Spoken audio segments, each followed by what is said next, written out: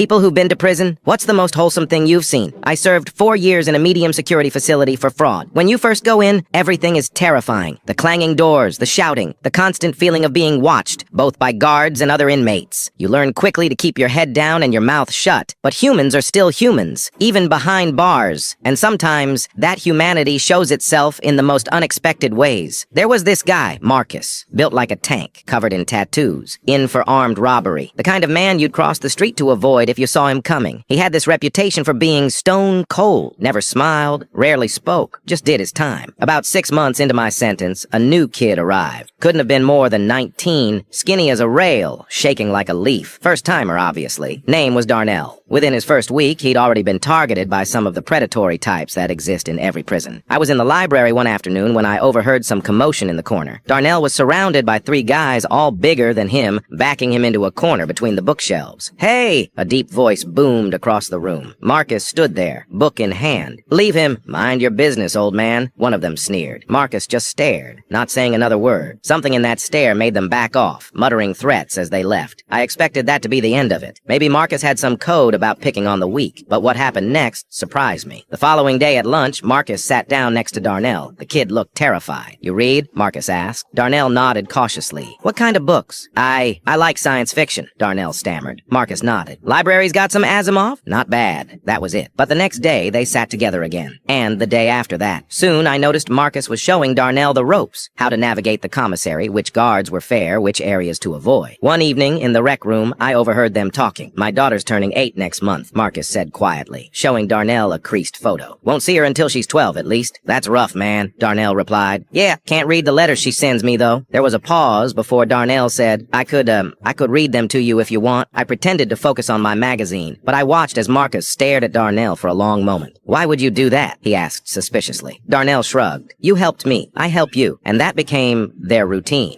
Twice a week, when mail was distributed, Darnell would read Marcus's daughter's letters to him. Marcus would dictate responses that Darnell would write out in his neat handwriting. But the most wholesome moment came on Christmas Day. The prison had this program where inmates with kids could record themselves reading a children's book that would be sent to their families. Marcus had signed up but was struggling with the words. I walked past the room where they were doing the recordings and saw Marcus and Darnell sitting together practicing. Darnell was patiently helping Marcus sound out the words to "The Night Before Christmas," over and over until he could read it smoothly. "She's gonna love this, man," Darnell said, smiling. Marcus just nodded, but I saw something I'd never seen before, tears in his eyes. Over the next year, I watched as Marcus taught Darnell how to defend himself, how to carry himself with confidence, and Darnell taught Marcus how to read. By the time I was released, Marcus could read his daughter's letters himself. Prison strips away